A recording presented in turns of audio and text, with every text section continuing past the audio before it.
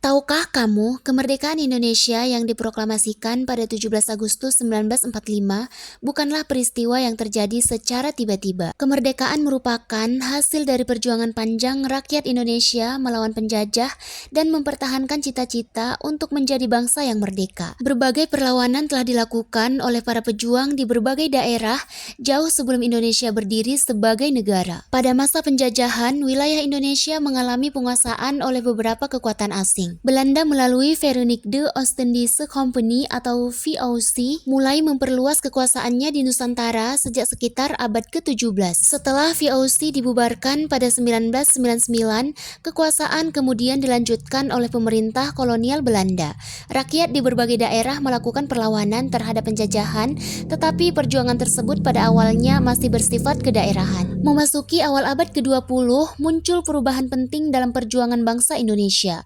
Perjuangan mulai dilakukan melalui organisasi dan gerakan nasional. Salah satu tonggak penting adalah berdirinya Budi Utomo pada 20 Mei 1908. Peristiwa ini kemudian diperingati sebagai Hari Kebangkitan Nasional. Setelah itu, berbagai organisasi pergerakan nasional bermunculan dan semakin memperkuat kesadaran bahwa rakyat di berbagai daerah memiliki cita-cita yang sama sebagai sebuah bangsa. Semangat persatuan semakin kuat melalui Sumpah Pemuda pada 28 Oktober 1928. Para pemuda dari berbagai daerah menyatakan satu tanah air, satu bangsa, dan menjunjung bahasa persatuan yaitu bahasa Indonesia. Sumpah Pemuda menjadi salah satu tonggak penting dalam perjalanan menuju kemerdekaan karena memperkuat identitas dan persatuan bangsa Indonesia. Kemudian situasi berubah ketika Jepang datang ke Indonesia pada tahun 1942 setelah mengalahkan pemerintahan Hindia Belanda dalam Perang Dunia II. Jepang kemudian menguasai Indonesia hingga tahun 1945. Pada awalnya, sebagian rakyat berharap kedatangan Jepang akan membawa perubahan setelah berakhirnya kekuasaan Belanda. Namun, dalam kenyataannya, rakyat juga mengalami berbagai bentuk penderitaan selama pendudukan Jepang. Pada tahun 1944 hingga 1945, posisi Jepang dalam Perang Dunia II semakin terdesak. Jepang kemudian menjanjikan kemerdekaan kepada Indonesia di kemudian hari. Untuk mempersiapkan hal tersebut, Jepang membentuk BPUPKI, yaitu Badan Penyelidik Usaha-Usaha Persiapan Kemerdekaan Indonesia.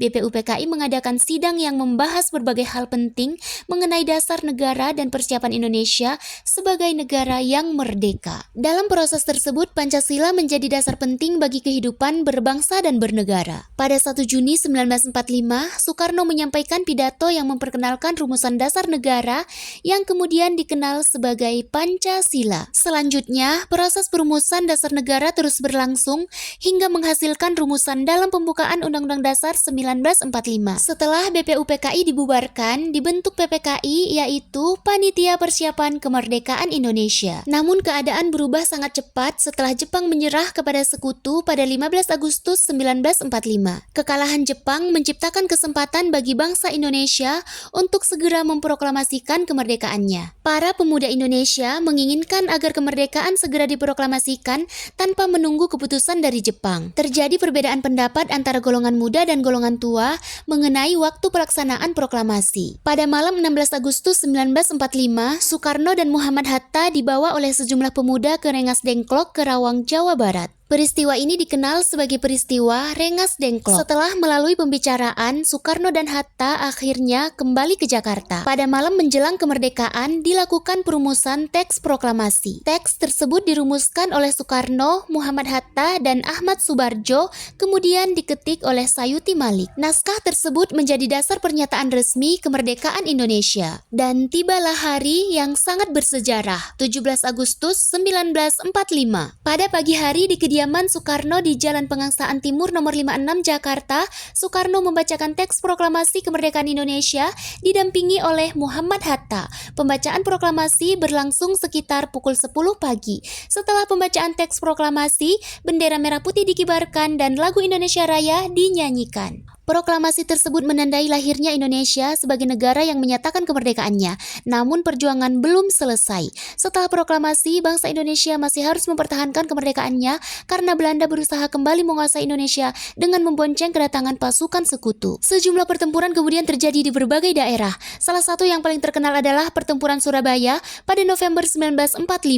Rakyat dan para pejuang Indonesia mempertahankan kemerdekaan dengan penuh keberanian. Peristiwa 10 November kemudian dikenang sebagai Hari Pahlawan. Perjuangan mempertahankan kemerdekaan juga dilakukan melalui jalur diplomasi. Indonesia menghadapi berbagai perundingan dengan Belanda, termasuk Perjanjian Linggarjati, Perjanjian Revill, dan berbagai proses diplomasi lainnya. Perjuangan tersebut akhirnya membawa Indonesia menuju pengakuan kedaulatan. Salah satu peristiwa penting terjadi pada konferensi meja bundar di Den Haag pada tahun 1949. Hasil konferensi tersebut kemudian diikuti dengan penyerahan kedaulatan kepada Republik Indonesia Serikat pada 27 Desember 1949. Proklamasi 17 Agustus 1945 menjadi titik penting yang menyatakan kepada dunia bahwa bangsa Indonesia telah memproklamasikan kemerdekaannya. Karena itu kemerdekaan bukan sekedar peristiwa sejarah, tetapi juga menjadi pengingat bahwa persatuan, keberanian, dan semangat memperjuangkan cita-cita bangsa memiliki peran besar dalam perjalanan Indonesia. Dirgahayu Republik Indonesia, semoga kita selalu menghargai jasa para pahlawan, menjaga persatuan, dan mengisi kemerdekaan dengan hal-hal yang bermanfaat bagi bangsa dan negara.